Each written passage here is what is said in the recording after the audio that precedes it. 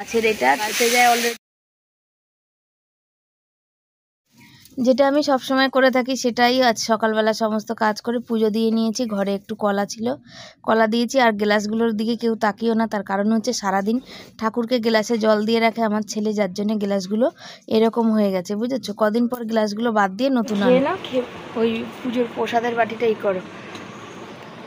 শুভ সকাল বন্ধুরা, সবাই কেমন আছো? আশা করি ভালো আছো, সুস্থ আছো। আমিও ভালো আছি, সুস্থ আছি। আজকে শরীরটা অনেকটাই মানে কি ঠিকঠাক আছে আর কি। তো ছেলে ওই যে এখন ভাত খাচ্ছে, ওই থালাটা দেখা যাচ্ছে তো, ওকে দেখা যাচ্ছে না আসলে, বাইরে এত রোদ্দুরের ছলাস। ওই দেখো, ও হচ্ছে কালকে রাতে মাছের তরকারি রেখেছিল, সেটা দিয়েও ভাত খাচ্ছে। কিন্তু হচ্ছে তোমার ওই হয়েছে, মা বলছে মা মাছের তো তরকারিটা নষ্ট, ফ্রিজ নেই না, রাতে খেয়ে রেখেছি। ও রাত্রিবেলা কত রাতে তরকারি করছি দেখেছো, তাহলেও তরকারিটা একটু কেমন আঠা আঠা, মানে একটা লোদানি কেমন হয়েছে। মশলাপাতি কিছুই দিইনি, মশলা তো বাটিনি রাতে, ওই শুধু পেঁয়াজ আর টমেটো দিয়ে, তাও লোদানি হয়েছে। মাছ রেখেছিলাম, আমি তো খাইনি, রাতে আলু সেদ্ধ ভাত খেয়েছিলাম, বুঝেছো। মুখে কোনো আমার স্বাদ নেই, টেস্ট নেই, কী হয়েছে কিছু বুঝতে পারছি না, একদমই খেতে পাচ্ছি না। তো বললাম মা তুমি খাবেন না? আমি খাবো না, ও ভাত। হ্যাঁ না না, তুমি রাখো, আমি ওর মধ্যে একটু জল দিয়ে রাখো, আমি একবারে সব মেজে ঘষে নেবো। তুমি চানে যাও, তুমি চানে যাও বাবা। তারপরে হচ্ছে সকালবেলা উঠে ঠাকুর পুজো টুজো দিয়ে ভিডিও পোস্ট করলাম। তারপরে দাঁড়িয়ে সে রাতে তো বর এসে চান করে, সব খালি থাকে, সেগুলো যদি মনে করে যে একটু পরে মানে লাইন বাই লাইন ভরার কথা, আবার লাইন বাই লাইন ভরতে গিয়ে ঠায় দাঁড়িয়ে থাকতে হয়, আবার লাইন একটু 19-20 এদিক ওদিক হলে আর জল পাই না। আমার কাছে না জুতো, তোমার জুতোটা না, ভাবলাম চোখের তলা ঢুকে পয়সা করবো, হলো না। আমারটা লাগবে না, আমি ঘরে চলে যাচ্ছি। কিট্টুটা রোদ্দুরে রেখো না, নষ্ট হয়ে যাবে। সব মেলেছি, আর এই ছেলে যাবে চান করতে, আর আমি বসি এখানে। ছেলে লাইটটা বন্ধ করে দিল, লাইট বন্ধ করলে আমাদের ঘর পুরো অন্ধকার হয়ে যায়, বুঝছো। আর কালকের আম ওই যে ছেলে পেয়েছিল, সেই আমগুলো রোদ্দুরে দিয়েছিলাম, শুকিয়েছে। এই যে এই কটা, এটাকে দেবো তেলে দেবো, বুঝেছো। এই যে আচারের তেল আমাদের আছে, এর মধ্যেই দিয়ে দেবো, কটা কাঁচা লঙ্কা ফাটিয়ে ওর মধ্যেই দিয়ে দেবো। আর এখন অনেক কাজ আছে, অনেক কাজ বলতে গেলে রান্না আছে। কালকে ভেন্ডিগুলো ভিজিয়ে রেখেছিলাম, তারপরে বাঁধাকপি মাছের মাথা দিয়ে করব। তারপর আবার ওই যে জল ভরার পালা আছে, জল ভরতে হবে। বাবাই ওই সাদা বালতির উপরে সবুজ বালতিটা চাপিয়ে দাও তো। হ্যাঁ চাপিয়ে দাও। তো ছেলের আবার পড়া আছে, একটু পরেই পড়া আছে, আবার আমার রিলস করার আছে। বাবাই বাবাই গো, তুমি তাড়াতাড়ি করো, আমাকে 4টে ইউটিউবে রিলস করে দিয়ে যাবে। তো চলো পরে কথা বলি। কালকে রে এই ভেন্ডিগুলো জলে চুবিয়ে রেখেছিলাম, শুকিয়ে গেছিল বন্ধুরা, দেখতে পাচ্ছ। এখন একদম পুরো তরতাজা টাটকা হয়ে গেছে। শুধু জলটা ফেলতে হবে, কেন জলটা কেমন একটা ভ্যাপসা গন্ধ দিচ্ছে। কুকারের মধ্যে ছিল, আমি কুকার থেকে এখন ঢাললাম, বুঝেছো। ভেন্ডি তো কচি থাকে, কিন্তু হাওয়াতে এখন তো গরম পড়েছে, শুকিয়ে যায়। সেই জন্য দেখো, দেখতে পাচ্ছ কি সুন্দর টাটকা টাটকা হয়ে গেছে। তো ভেন্ডি সর্ষে বাটা হবে আজকে।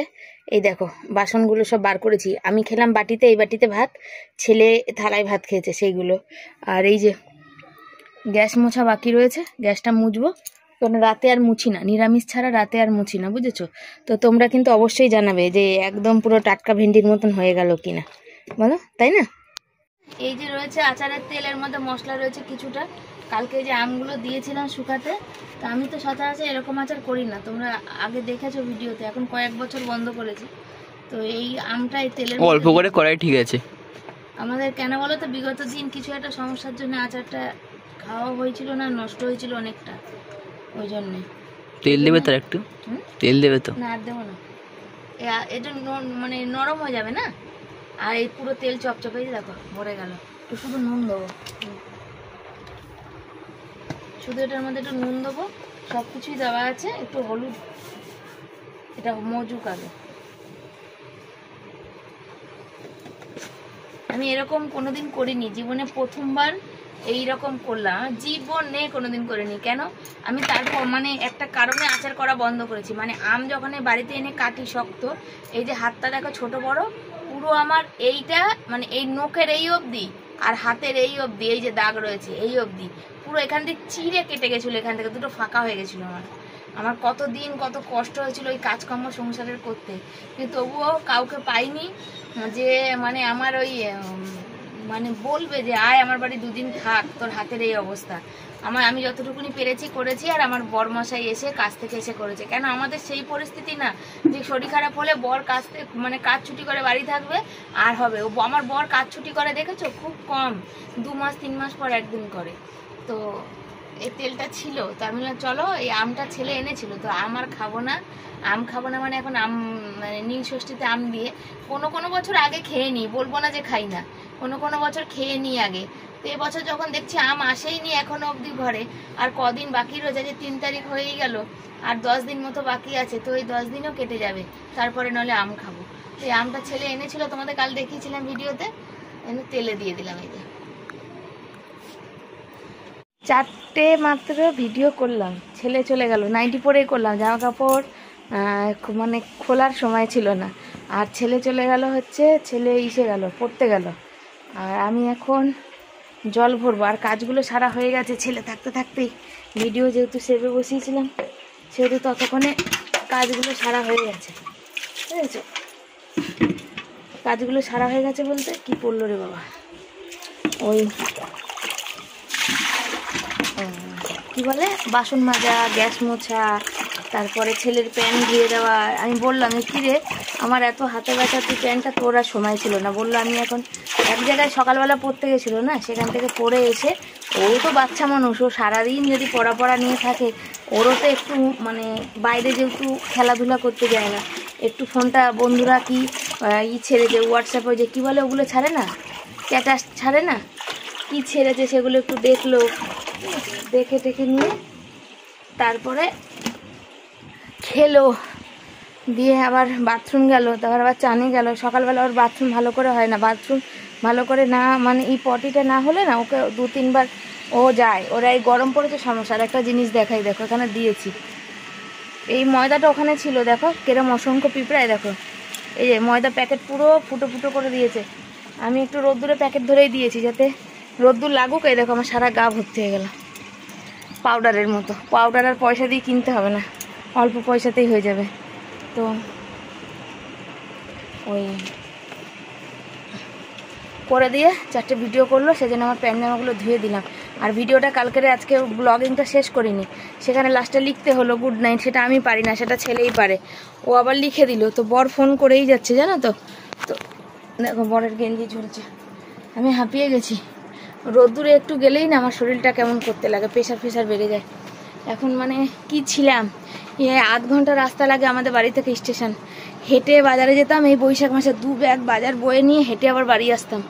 আর এখন সেই মানুষটাই এখন পারি না, মানে শরীর বয়সের সঙ্গে সঙ্গে সব কিছু, আর সময়ের সঙ্গে সঙ্গে সব কিছু। সময় বড় একটা জিনিস, দেখেন এখন আর পারি না। সবাই বলে যে শিবানী আগে কি সুন্দর হেঁটে সব বাজার করতে পারতো, এখন আর শিবানী হাঁটার নামে ভয়। সত্যি হাঁটার নামে আমি এখন ভয় পাই গো। আমার হাঁটতে গেলে আমার যে কী কষ্ট হয়, আমি যদি তোমাদের আমার মানে মন খুলে দেখাতে পারতাম। তো চলো বরকে ফোন করি, আর 2-1টা রিলস আমি নিজে বানিয়ে নিই। দেখো টমেটো গরম পড়েছে, তো টমেটোগুলো দেখো নষ্ট হতে লাগে, বেশিরভাগই তাই ওই রকম দেখা যায় নষ্ট। এগুলো তো নষ্ট হয়ে গেছে, ফেলে দেবো। এই বাঁধাকপিটা ছোট বাঁধাকপি ছিল পকোড়ার জন্যে, বাঁধাকপিটা টাটকা ছিল, কিন্তু কোনো কারণে ওই যে ব্যারেলে জল পড়ে কি বা এমনি হয়তো টমেটো ফেটে বাঁধাকপিটা ওখান থেকে নষ্ট হয়েছে। তো এই বাঁধাকপিটা আজকের হচ্ছে মাছের মাথা দিয়ে করব, আর ঢ্যাঁড়সটা শুধু ঢ্যাঁড়স সর্ষে বাটা দিয়ে করব আজকে। আর মাছের ঝাল, ঢ্যাঁড়স সর্ষে বাটা আর বাঁধাকপি, আজকে হচ্ছে এই রান্না। হাঁড়ি খালি করে নিয়েছি, তার সাথে হাঁড়িতে হচ্ছে চাল এখন ধোবো, মানে চাল নেবো। আর এই যে তেল মাজা, যে তেল কদিন হলো তেলটা বারন্ত হয়ে গেছে, তেলটা আনবো ভাবলাম এই সপ্তাহে, আনা হয়নি জানো তো, তেলটা আনতে হবে। তো চলো বাইরে রোদ্দুর, জল চলে যাবে আবার, তা আগে চালটা ধুয়ে আসি, তারপরে কাটাকাটি করবো। 5G তো না, মানে 5G রিচার্জ, 350 টাকা দিয়ে রিচার্জ করতে লাগে, ওটা তো ডাইরেক্ট 5G করে দেবে। তখন এখন 5G করে কী হবে, তোর বাবার ফোন আদিমকালে বলতাম তো ফোন থেকে স্ক্রিন টাচ হবে, তাই তো? তখন কোম্পানিকে ফোন করলে এমনি 5G হয়ে যাবে, হবে না? এখন 5G করে কী করবে আমি কি জানি, ড্রপ দিচ্ছিস? আমি একটু বলছি নাকি, জিজ্ঞেস করবে, হবে না 5G হবে না, আবার তো টাকা দিয়ে করতে হবে। আবার টাকা দিয়ে করতে হবে কেন? তো আমারটাই তো করলাম পর থেকে 5G, সেটা পর দিয়ে 5G টাকা লাগলো, 350 টাকা লাগে, দেখেছো না? ওটা তো রিচার্জের পয়সা নিলে একবারে ওটাই করে দেবে। হ্যাঁ, তো নেটটা যখন আমি 5G সিম মানে 5G ফোন কিনলাম, 5G তে রিচার্জ করতে হবে রে বাবা। তখন রিচার্জ করবো, তখন একসাথে হয়ে যাবে 350 টাকা। না হবে না, আলাদা করে নেয়নি আমার। জিজ্ঞাসা করবে। হ্যাঁ ওই টাকাতে আমার রিচার্জ। জিজ্ঞাসা করবে তুমি। আমারটা বলছি ওই টাকাতে রিচার্জ করে দিয়েছিল। ওটাতেই রিচার্জ করে দেবে, টাকাটা ওটাই নেবে। হ্যাঁ তাহলে আবার তাহলে একই কথা হবে না। তাহলে এখন আর বাবার চিন্তা করাবো না, আমি যাবো জিজ্ঞাসা করবো। আমি পরে 5G করা যাবে না বলতাম না, আমার বরের তো কবে টাচ ফোন কিনবো, এই জীবনে কিনবো কিনা ঠিক নেই। তাহলে 4G করো, 5G করার দরকার কি আছে? হ্যাঁ যাবে যদি ভবিষ্যতে কোনোদিন কিনে ভবিষ্যতে কবে কিনবে তখন টাকা খরচা করবে। বললাম বন্ধুরা বসিয়েছি এখানে ভেন্ডি সর্ষে বাটা করবো, ভেন্ডিগুলো লাল লাল করে ভাজবো, কালো জিরা আর পেঁয়াজ ফোড়ন দিয়েছি, আর সর্ষে এখানে বাটছি। 2টো বেজে গেছে, আমি খেয়াল করতে পারিনি, আর মাথা ভীষণ যন্ত্রণা করছে আমার। আর ভাতও বসিয়ে দিয়েছি, সবজিগুলো আগে কেটেছি কেন বলো তো, আজকে শিল পাতবো মশলা বাটতে, তো এখানে তো দেখছো আর বেশি জায়গা নেই, শিলটা পাতলে আমি সবজিটা কোথায় কাটবো, বাসন কোসন কোথায় রাখবো, বুঝেছো? যার জন্য আমার হচ্ছে সবজিগুলো সব কাটতে নিলাম, বাঁধাকপি কুচালাম, যদি বাঁধাকপি ভাপিয়ে নিয়েছি, আলু ওই গামলায় ভেজানো আছে, ঢেঁড়সটা করবো, মাছ করবো, বাঁধাকপি করবো। আগে কত রকমের রান্না করতাম, তখন কত সময় ছিল, আর এখন ভিডিও করি তো করতে করতেই যেন মানে সময় কী করে পার হয়ে যায় বুঝতে পারি না, বুঝেছো? ভেন্ডিগুলো যে লাল লাল করে ভাজতে দিয়েছি, ছোটো ছোটো ভেন্ডি তো গোটা গোটা রেখেছি, বুঝেছো?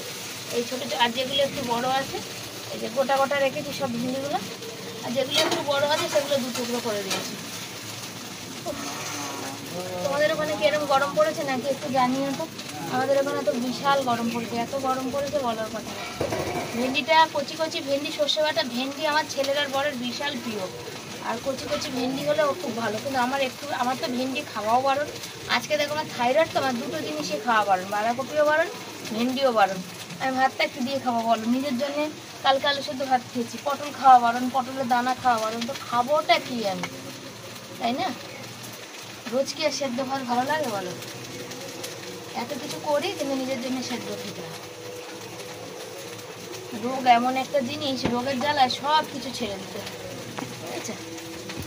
রোগের জ্বালায় সব ছেড়ে দিতে হয়। ঢেঁড়সটা দেখতে পাচ্ছ তোমরা যে এটা হালকা একটু ছিপছিপে, মানে দেখো পুরোটা তেলে হবে সেটা তো না, তা হালকা ছিপছিপে একটু জল, মানে বাটি ধোয়া, এই যে বাটিতে মশলাটা বেটেছিলাম সর্ষে বাটার শিল ধোয়া, একটু জল দিলাম আর দিয়ে এটা একটুখানি হোক, তখন ফুটুক। ঢেঁড়স তো বেশি জাল লাগে না, এখানে ভাত তো বসিয়ে দিয়েছি, ভাত হচ্ছে। ঢেঁড়সটা লাস্টে একটুখানি কাঁচা তেল দেবো, সর্ষে বাটা দিয়েছি তো, তাই লাস্টে একটু কাঁচা তেল দেবো। আর হচ্ছে সেই দিন নেই যে তোমার ওই যে কি বলে হয়ে গেলে তারপর দেখবে তেল ছাড়বে, আর পুরোটা তেলে করব তাহলে তো 250 তেল লাগবে, 250 তেল দিয়ে খাওয়ার মতন সামর্থ্য আমাদের নেই, তোমরা তো জানো। তো দেখো দেখতে পাচ্ছ যে হাতে আমার কি পরিমাণ যন্ত্রণা করছে, সর্ষে বেটেছি, তারপরে পেঁয়াজটা বাটতে নিয়েছি, আবারও একটু রসুন বাটবো, বাঁধাকপিতে দেবো, পেঁয়াজ ফোড়ন দেবো। তো এত যন্ত্রণা, সত্যি কথা বলতে আমাদের মিক্সি নেই, আর সে সামর্থ্যতে আমাদের হয় না যে একটা 3000 বা 2500 টাকা দিয়ে একটা মিক্সার কিনবো। মিক্সার কিনলে হয়তো এই কষ্টটা করতে হতো না, কিন্তু এত যন্ত্রণা দেখো, হাতগুলো ফুলে গিয়ে আমি আর শিলনোড়াতে ধরে যে বাটতেই পারছি না, মশলা মানে সামনের দিকে পিস হচ্ছেই না। আগে কত বাটতে পারতাম, এখন আর পারি না, এখন প্রচুর হাতের মধ্যে যন্ত্রণা করে। তো এই হচ্ছে ব্যাপার, মাছের তরকারিটা হয়ে গেছে, আর এই বাঁধাকপিটা বাকি। এতটা বেলা হয়ে গেছে, চারিদিক সামলে সামলে কখন যে এত বেলা হয় বুঝতে পারি না, অনেকটাই বেলা হয়ে যাচ্ছে, আর মাথাটা ভীষণ টিস টিস করে যন্ত্রণা করছে। রোদ্দুরটা তো ভীষণ, বাইরে রোদ্দুরে অনেকটা কাজ করছি তো সেই জন্যে আরও বেশি যন্ত্রণা করছে মাইগ্রেনটা, তাই চশমা পরে নিয়েছি। তো চশমাটা কি বলো তো, চশমাটা কাজ করছে না, হালকা করে চশমা কাজ করছে। কদিন ধরে চোখের ডাক্তারের নাম লেখাবো করছি, আর লেখাচ্ছি না। তো এখানে আমাদের এক জায়গায় 50 টাকায় ডাক্তার বসে, সে দেখে দেবে 50 না 100 টাকায়, কিন্তু ডাক্তার দেখে দিলে হবে, তারপরে ওষুধ, তারপরে আবার চশমা পাল্টে চশমা দেবে, এই খরচাগুলো কোথা থেকে পাবো, তাই না? এই যে বাঁধাকপি হবে, মশলাটা কষাচ্ছি বলে ফেলেছি দেখো।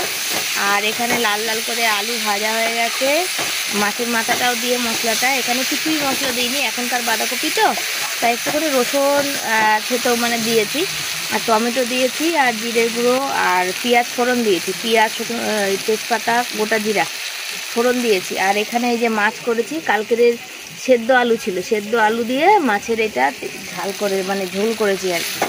এই দেখো যা খাওয়া হবে। 3টে বাজতে যায় অলরেডি, বরকে 15টায় ফোন করা হয়েছে, এখনও বরমশাই এসে পৌঁছায়নি, কেন এত দেরি করছে বুঝতে পারছি না। তো চলো এর মধ্যে বাঁধাকপিটা আবার ঢেলে দিই। আমার না এখন হচ্ছে বাঁধাকপি না ভাল লাগে, ভাজা ভাল লাগে, তরকারিটা অত ভাল লাগে না। যেহেতু মাছের মাথা আছে, ছেলে আমার মাছের মাথা দিয়ে ভালো খায়, তার জন্য করে দিলাম।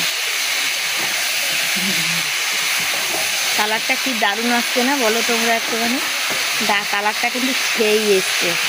আলুটা যে কষিয়েছি এটা পুরো মিশালে তো ভালো আসবেই, ও কালারটা সেই আসছে, এবার দারুণ কালার। কালারটা দেখেই মনে হবে যে খেয়ে নিয়েছে। হচ্ছে বন্ধুরা, এই যে চশমা পড়েছে আজকে, মাথাটা ভীষণ যন্ত্রণা। আর এখানে দেখো আকাশটা দেখো, রোদ্দুর ছিল, রোদ্দুরটা কোথায় চলে গেল তাই না? রোদ্দুরটা একদম নেই, রোদ্দুরটা কোথায় যেন গায়েব হয়ে গেছে, একদম ছাওয়া ছাওয়া পড়ে গেছে। বেশ মানে কি গরম, আবার তার মধ্যে ছায়া ছায়া, খারাপ লাগে না, ভালোই লাগে। আর মাথা ভীষণ যন্ত্রণা। আর এই যে তেল আমটা এখানে তুলে দিয়েছি, কেন বলো তো? নিচে দিয়েছি, যত শাড়ি ধোয়া, জামা কাপড় ধোয়া, যত জল ওই আমের মধ্যে ছোঁয়া লেগে যাবে। আচারে না সব কিছু ছোঁয়া লাগলে আচার হয় না, আচার নষ্ট হয়ে যায়। তো আরও কিছু আম আছে ছোটো ছোটো, সে আমগুলো দেখি করে দেবো, কি বলে, কালকেরে কেটে দেবো। আজকে তো আর রোদ্দুর নেই, বেলা করে আনলো, তো কালকেরে কেটে দেবো, কেটে রোদ্দুর দিয়ে দেবো। আর এর মধ্যে দিয়েছি কি বলো, কাঁচা লঙ্কা দিয়েছি, দেখেছো তো? কালারটা, তেলটা হেভি সুন্দর, বুঝেছো? এটা আমার বরের জন্য, আমার জন্য, আমাদের জন্য আচারটা দেওয়া। তবে আমের ভিতরটা তো শক্ত হয়নি, এগুলো মানে কি বলো গলে যাবে তাড়াতাড়ি। আর ফোনে চার্জ নেই জানো, তাও একটুখানি চার্জ দিলাম। কালকে ছেলের হাত থেকে চার্জারটা পড়ে গেছিলো, তারপর থেকে আর অত ভালো চার্জ হচ্ছে না ফোনটা, মানে ফোনটা কি করা যাবে, আরও চার্জ দিতে গেছিলো, ওটা স্লিপ খেয়ে হাত থেকে পড়ে গেছে। উচ্ছে গাছে যে একটা উচ্ছে ফুলে একটা মাত্র উচ্ছে ধরেছে আর কি, বাকি ফুলগুলো সব ঝরে ঝরে পড়ে গেছে, ঠিক আছে? আর এই জায়গাটা সেদিনকার পরিষ্কার করলো, এই জায়গাটা আব্বার যেতে সেই হয়ে গেছে। বরের তো একদম সময় হচ্ছে না, এই জায়গাটা একদম পাতা মাথা পড়ে যা তা হয়ে যাচ্ছে। পরিষ্কার করছে, লঙ্কা গাছে একটা না দুটো লঙ্কার ফুল হয়েছে, লঙ্কা হচ্ছে আর কি, বুঝেছো?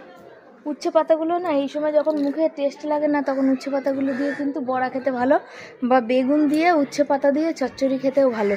কেন আমার এর আগে আমার এই চ্যানেলে রেসিপিগুলো আছে, তোমরা যারা দেখতে চাও, এরকম খেতে চাও, তারা একবার ট্রাই করতেই পারো। কালো জিরা বা পাঁচফোড়ন দিয়ে বেগুন দিয়ে উচ্ছে পাতা, বেশ দারুণ লাগে। তো একবার তোমাদের বাইরেটা ঘুরিয়ে দেখিয়ে দিলাম। একবার রোদ থেমে যাচ্ছে, একবার রোদ জোর কদমে রোদ উঠছে। আর আমার ছেলে দেখো লাট সাহেব, দেখবে বেচারা, তো ফোনে তো রিচার্জ নেই, আর আমার ফোনে নেট ও পায় না, খুব কম। ওই দেখো কেমন শুয়ে আছে, দেখো, দেখতে পেয়েছো? একদম টান টান করে হাত পা। ও মানে থাম্বনেল বানানোর জন্য ফোনটা দিয়েছিলাম। এই বাটিতে মুড়ি খেলো কটা, টমেটো পেঁয়াজ দিয়ে, গ্লাসে জল খেলো, দেখো দুটোই এখানে রেখে দিয়েছে, বুঝেছো? মা আছে, মা না বাবা, মা না বাবা, মা জিন্দাবাদ।